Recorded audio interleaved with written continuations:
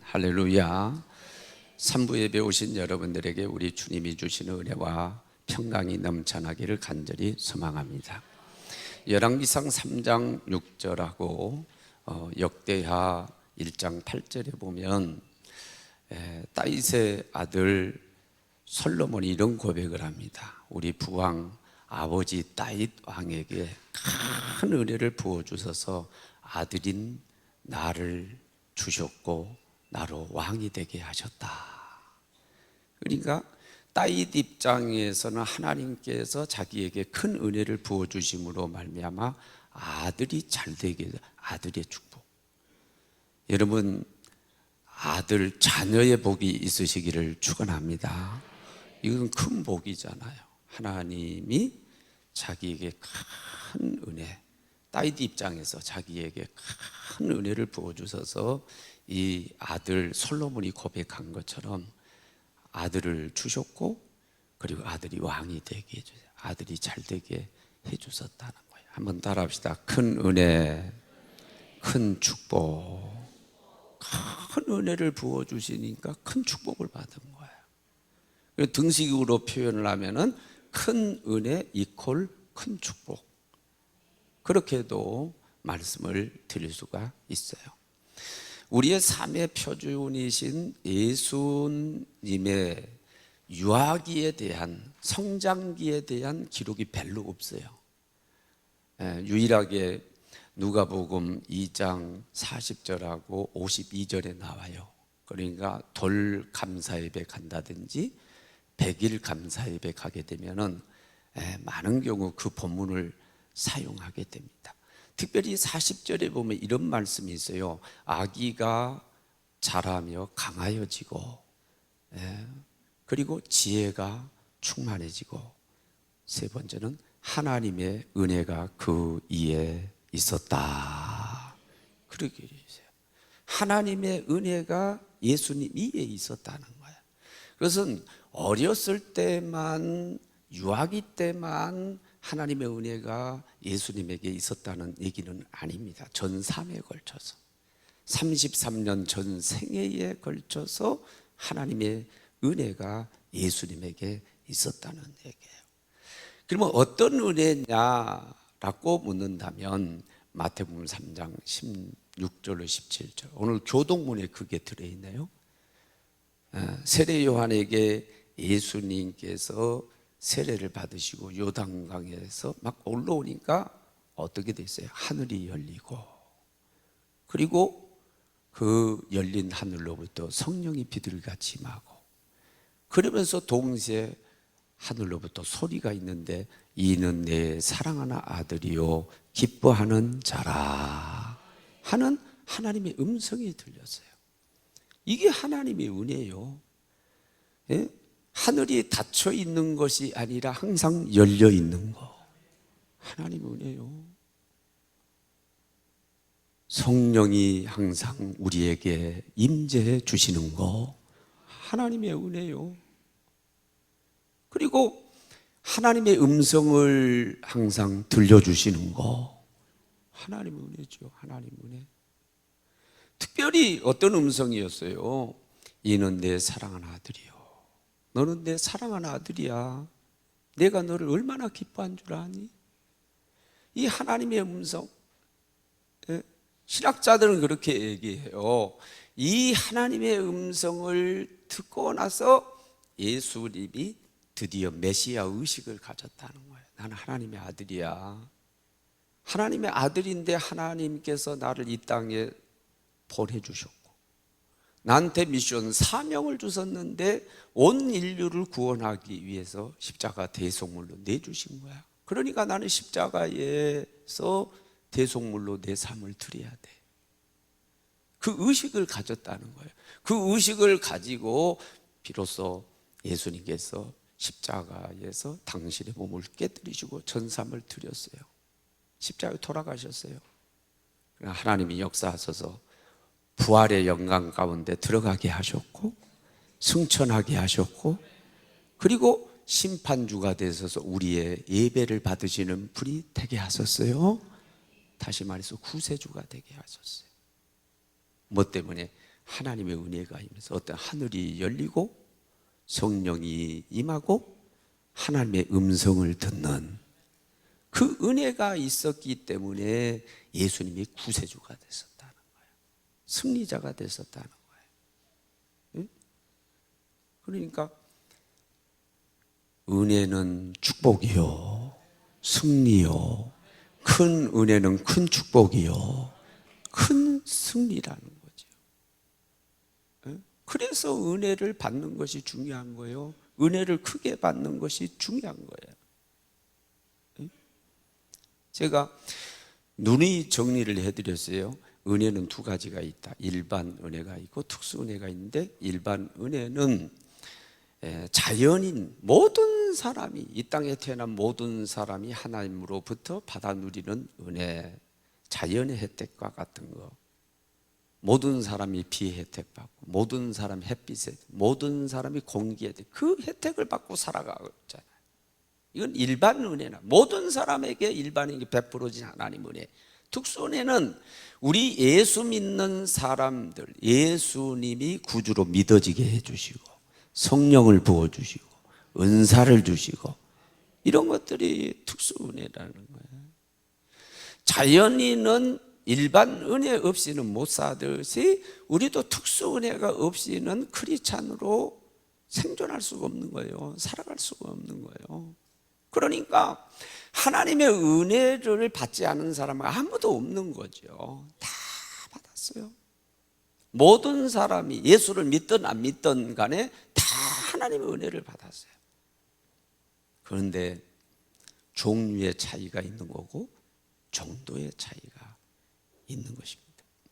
요한복음 1장 18절에 보면 은혜 위에 은혜로라, 은혜 위에 은혜로라. 여러분, 어떤 뉘앙스입니까?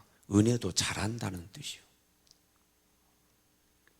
쌓인다는 뜻이요. 벽돌 한 장을 놓고 그 위에다가 또 벽돌 한 장을 놓고 그 위에다가 벽돌 한 장을 또 놓고 그 위에다가 벽돌 한 장, 그러면서 건물이 이루어져 가는 것처럼, 똑같이 은혜를 이미 있는데 그 은혜에다가 또 은혜를 넣고 또 은혜를 넣고 또 은혜를 넣으면 점점 은혜가 커지고, 그 커진 은혜는 큰 축복이 되어지고 큰 승리가 되어진다는 거야. 은혜는 자라는 거예요. 은혜는 커져가는 거예요. 그럼 은혜가 커져가면 커질수록 축복도 커지는 거예요. 그러니까 은혜를 키워가는 것이 너무너무 중요해요. 은혜 위에 은혜, 은혜 위에 은혜. 그래서 큰 은혜를 받는 것이 우리에게 너무나 중요하죠. 그러면 그렇게 은혜를 키워가지고 큰 은혜로 만드는 비결이 뭘까? 다른 성경으로 가지 않겠어요? 오늘 본문 야고보서 4장 6절에 있는 말씀 국한해 가지고 정리를 합니다. 먼저 순간순간 우리에게 주어지는 교만을 꺾어야 돼요. 하나님이 교만한 자를 물리치시되 그랬어요. 여러분, 교만한 자를 물리치시되, 물리치다, 이 동사 원형 물리치다는, 이것은 전쟁 용어입니다. 적을 물리치는 거예요. 그러니까 하나님이 교만한 자를 물리치신다라고 하는 것은 그냥 교만한 자를 적으로 여기신다는 거예요. 그럴 수밖에 없죠. 교만은 어디서부터 시작된 거예요? 루시퍼가 천사장인데 감히 하나님 자리를 넘보 하나님처럼 되려고 하는 데서부터 시작된 거예요. 교만의 뿌리는 마귀요, 마귀. 그러니까 교만한 자는 대적자, 원수, 마귀, 적으로 여기시고 적으로 간주하시고 물리치는 거예요.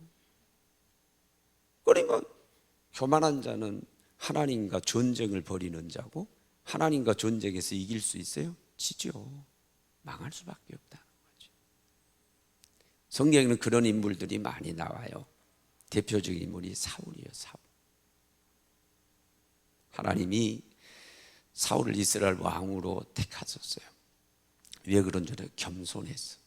사무엘상 10장 22절에 보면 얼마나 겸손했느냐. 오늘날 말하면 대통령 취임식, 왕의 취임식이요. 취임식에 보니까 사울이 없어요.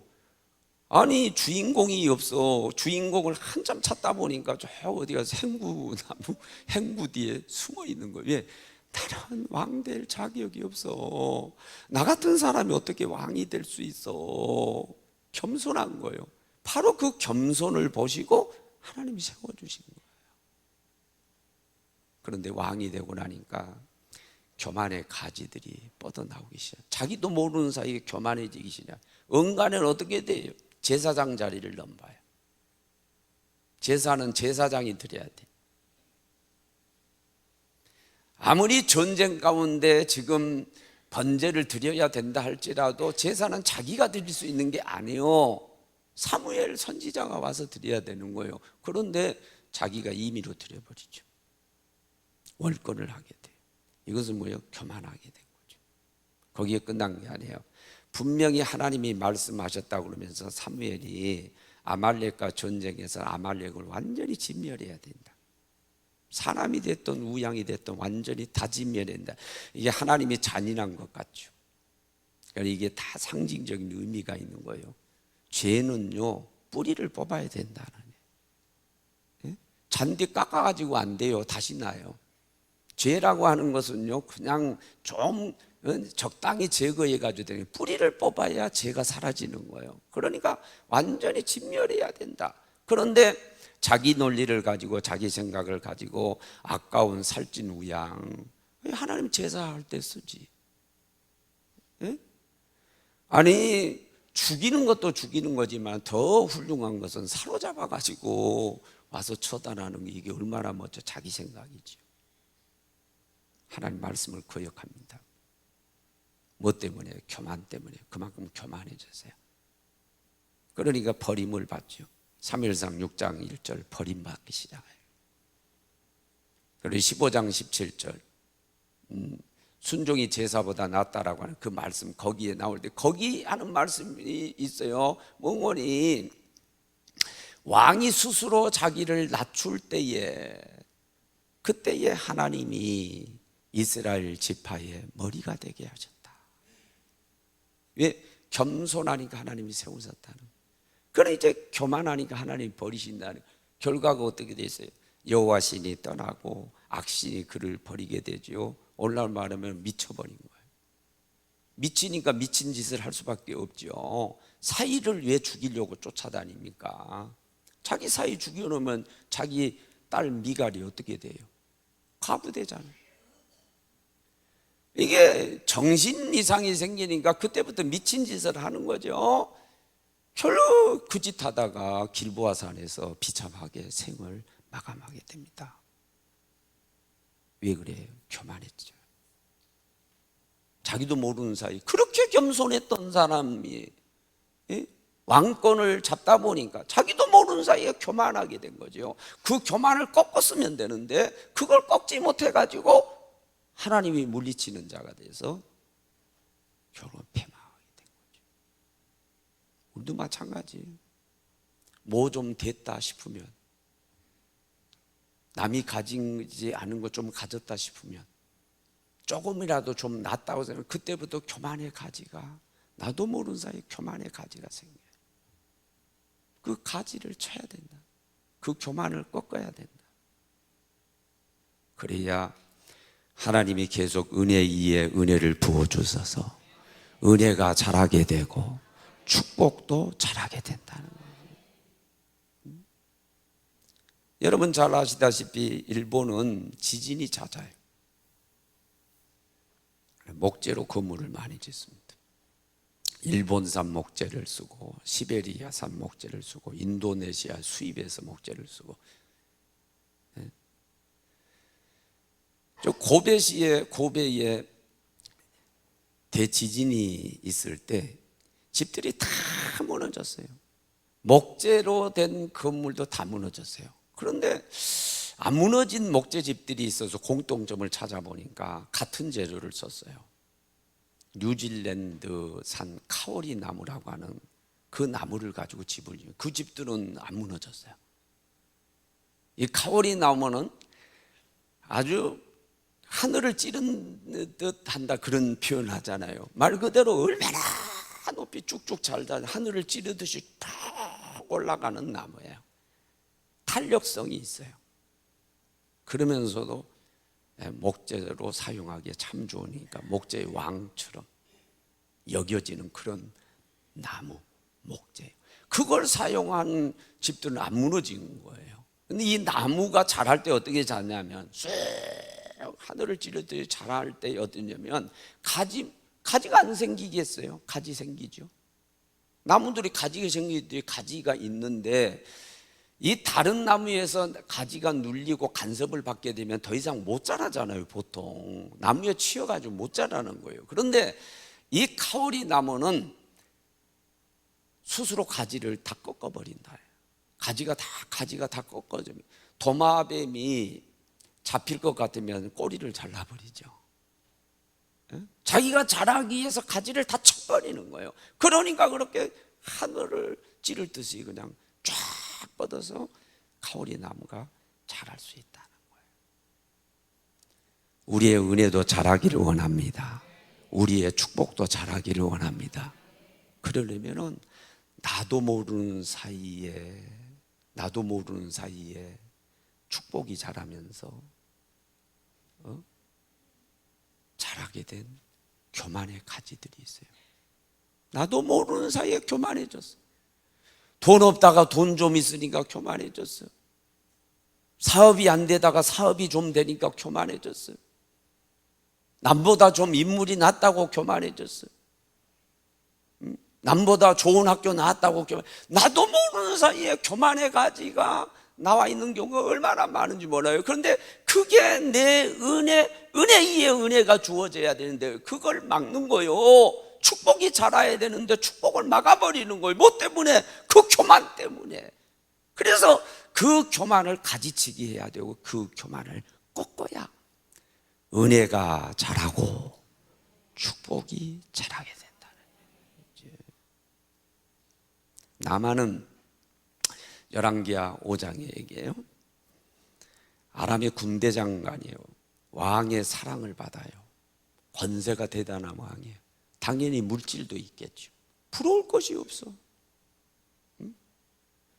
전장에 나가서 한 이스라엘의 옛날에는 성경에는 용사였는데 계집아이를 잡았다고 그랬어요. 한 소녀를 사로잡아 와가지고 식모로 쓰고 있는 거예요. 몸종으로 쓰고 있는 거예요. 이스라엘에서 잡아온 이 소녀가 복음을 전하는데 왜 자기 주인을 보니까 그런 권세도 가지고 물질도 다 있고 그러지만은 요즘 이런 표현은 문둥병자를 표현하는데 요즘은 나병이라고 하는데 한센시병이라고 그러죠.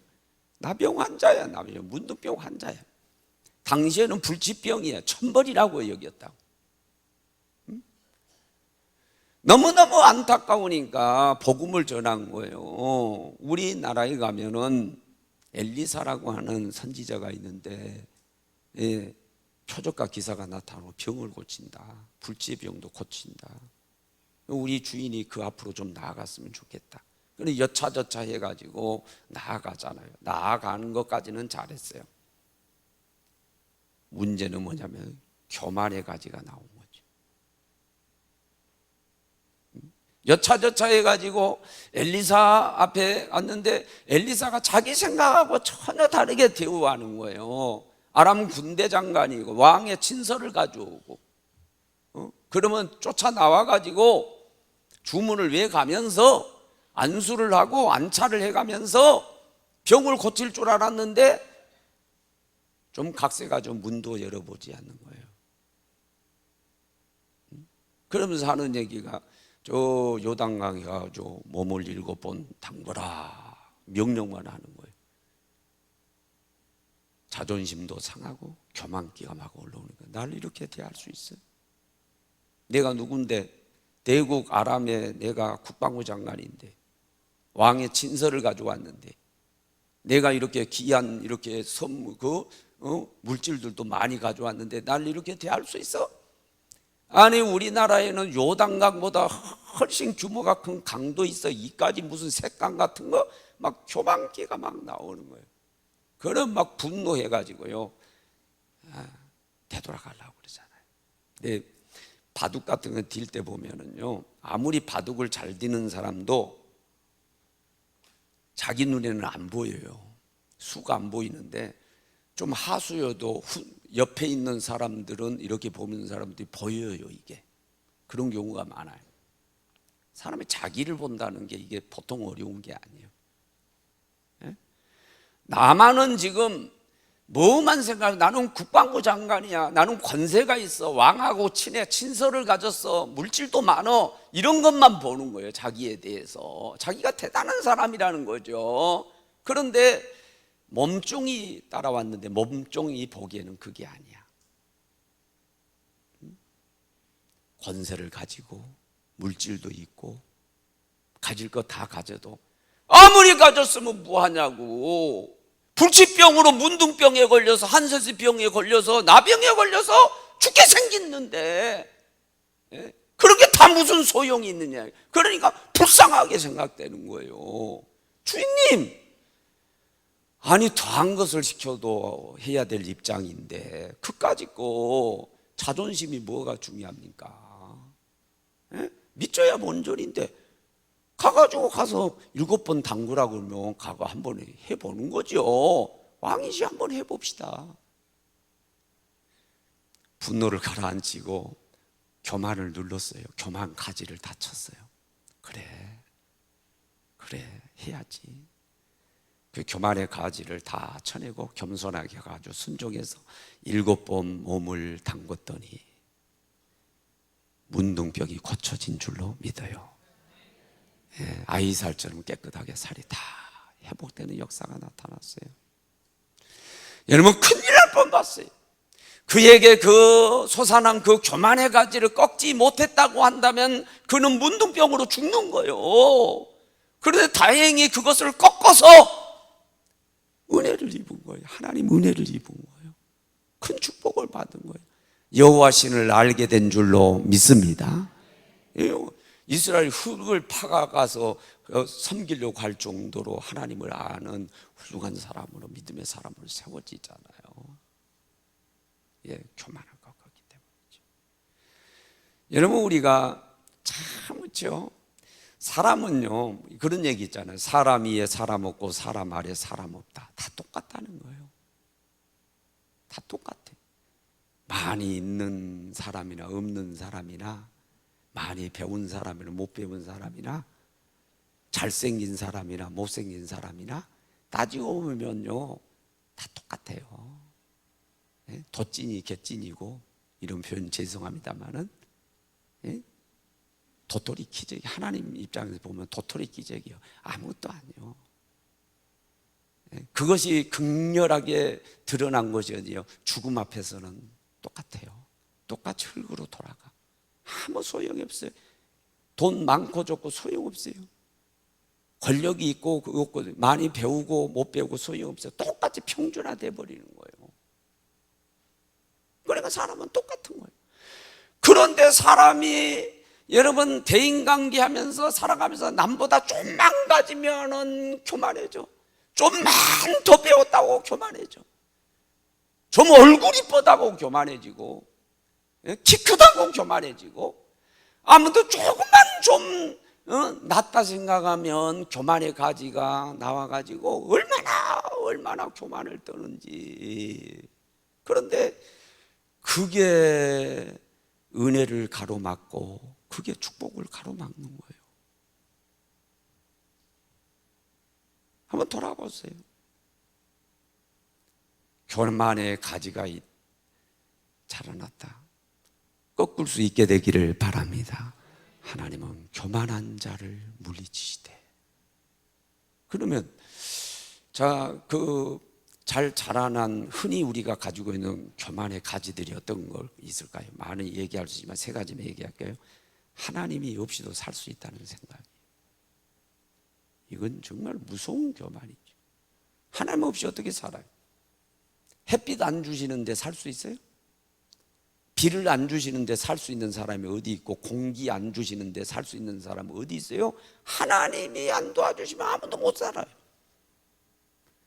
그런데 나도 모르는 사이에 하나님 없이도 살 수 있다는 생각이 자리 잡은 거예요. 그러니까 예배하지 않는 거예요. 그러니까 안 믿는 거예요. 그러니까 말씀 안 받는 거예요. 우리 가운데도 예수를 믿는다고 신앙생활 한다 하면서도 나도 모르는 사이에 그 교만의 가지가 자라게 되면 특징이 뭐냐? 기도를 안 해요.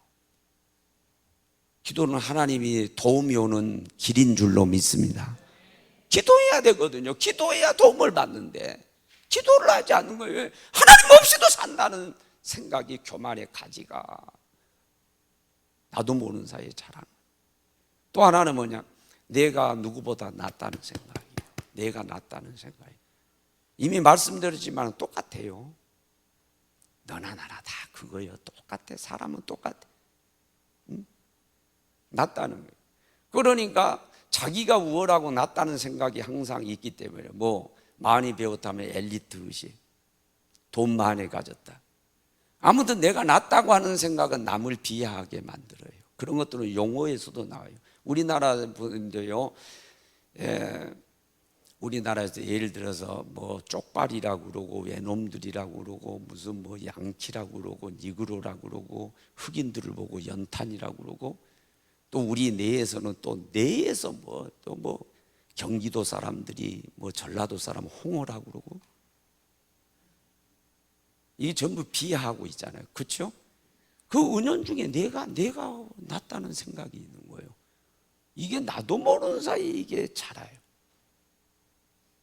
만약에 여러분들이 그렇게 남을 비하하고 그렇다고 한다면 분명히 이게 지금 그 교만의 가지가 자라고 있는 거예요.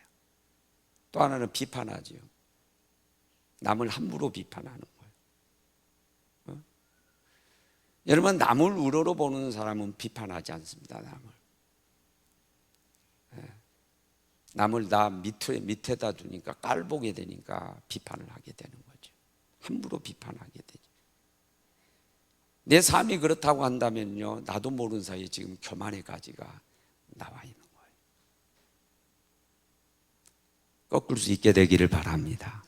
이거 꺾어야 돼요. 이거 꺾어야 은혜가 자라고 이거 꺾어야 축복도 자라요. 자, 교만을 꺾었어요. 그러면 또 해야 될 게 있어요. 교만을 꺾는 거 기초 작업이라고 한다면 이제 겸손을 함양시켜 나가야 돼. 그 위에다가 집을 지어야 돼. 겸손해져야 돼. 하나님은 교만한 자를 물리치시되 겸손한 자에게 은혜를 베푸신다 하였느니라. 어디에 나온 말씀이에요? 이게 베드로전서 5장 5절에 반복되고 있어요. 교만을 꺾었으면 이제 뭐예요? 낮춰야 돼요. 자신을 겸손해져야 돼요. 물이 낮은 곳으로 흐르는 성향이 있는 것처럼 하나님의 은혜와 하나님 주시는 복은요, 자기를 낮추는 자에게, 겸손한 자에게 임하는 거예요. 그럼 우리가 겸손, 첫째도 겸손, 둘째도 겸손, 셋째도 겸손, 우리를 낮추고 겸손해져야 하는데 그러기 위해서 우리 의식이 하나 딱 자리 잡아야 돼.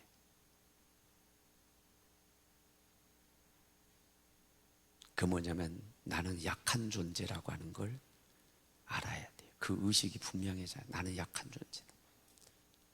물론 사람들이 비행기 만들어 가지고 날아다니고 빌딩을 막 100층 이상을 짓고 사람이 대단한 것 같죠. 대단해 보이죠. 그러나 여러분, 우리 실체를 알아야 됩니다. 우리는 정말로 약한 존재입니다. 얼마나 약한 존재냐? 모기에 물려서 죽을 수 있는 존재예요. 눈에 보이지 않는 병균에 감염돼 가지고 심장이 먹고 죽을 수 있는 존재예요. 이런 표현에서 죄송합니다. 코털 하나 이거 함부로 잘못 뽑으면 그 상처 입으면 거기에 파상풍 균이 들어가면 그것 때문에 죽을 수 있는 존재예요. 저도 가끔 이렇게 바지를 걷어서 이렇게 다리를 보면은 실핏줄들이 이게 많이 있어요. 야, 이런 게 이게 참 오묘하다. 이런 거 터지면은 어떻게 되는 거예요? 뇌에서 실핏줄이 터지면 어떻게 돼요? 말 못해요. 어떤 경우는 얼마나 미세한지 안 보여. 사진을 찍어도 나타나요. MRI 사진에도 안 나타나요. CT에도 안 나타나요. 아주 미세한 그런 어떤 핏줄 하나, 그런 세포 하나 문제 때문에 말이 안 되고, 여러분 행동이 이상해지고 마비되고 그렇지 않습니까? 예. 순식간에 심장에 무슨 작동 하나 잘못되면 우리가 심장 멎어서 우리가 죽잖아요. 건강 관리 잘 하셨다고요? 오케이, 좋아요. 건강 관리 좋습니다. 안 죽나요? 꼭 병들어 죽나요? 여러분 사고사가 얼마나 많아요. 교통사고로 멀쩡한 사람들이 얼마나 많이 죽어. 여러분들 중보 기도해달라고 해서 말씀드리는데, 이번에 유럽 감미사 여행 가가지고 그라나다를 국내 여객기를 타고 그라나다를 이제 가야 돼. 밤에 가는 거예요. 밤에. 시차를 이렇게 따져보니까 우리나라에 여러분들이 새벽 기도하는 시간이야. 그 시간인데 간대. 아니 피곤해서 잠을 자다가 갑자기 엔진 소리가 푹 해서 아주 느낌이 있어요. 눈을 떠보니까 이게 착륙을 하다 막 하려다가 다시 못하고 다시 푹 하고 올라가는 거예요. 막 해서 최대한 해가지고 올라가는 거예요. 야, 이게 이상하다. 조짐이 이상한 거예요. 그 방송이 나오는데 뭐 알아들 수 없는 그런 방송이요. 근데 알아들은 사람들 얘기가 뭐냐면 강풍 때문에 바퀴가 안 나온다는 거예요. 근데 그게 나 이해가 안 가. 왜 그러니? 아무리 강풍이 분다고 그래가지고 바퀴가 안 나온다. 그것도 이해가 안 가. 근데 그렇다는 거예요. 그것을 이제 3번을 한 3번. 한 번 시도해가지고 빙빙 잡아돌더니 또 한 번 또 시도하다가 또 푹. 3번째 하다 안 되니까 결국은 포기하고 이제 다른 도시로 가는 거예요. 그 엉뚱한 데 어디 갖다 내려놓는 거예요.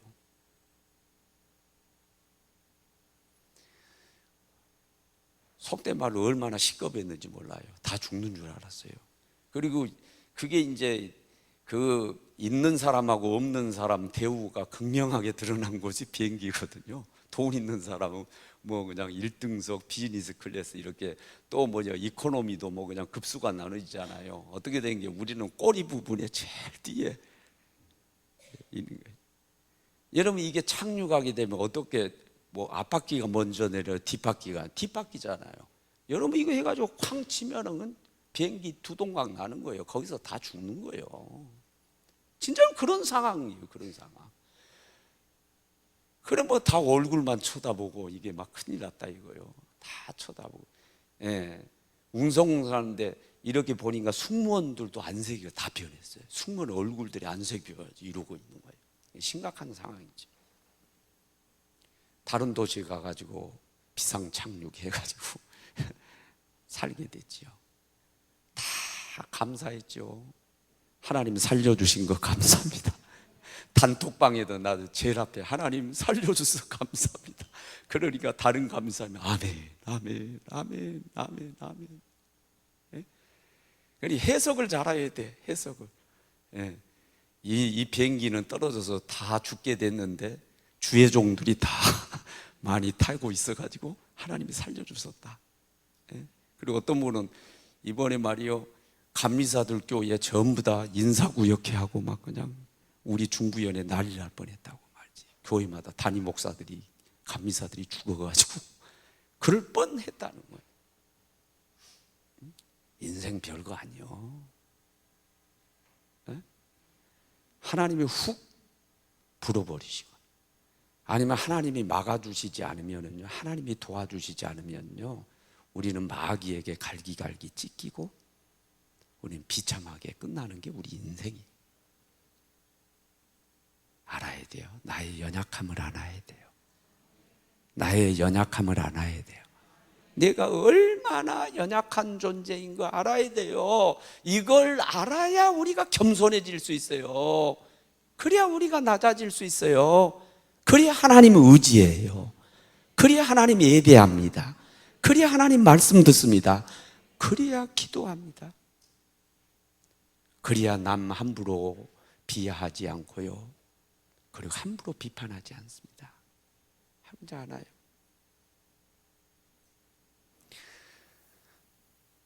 오늘 본문 야고보서 4장 7절에 보면 그러나 그렇게 시작하지요.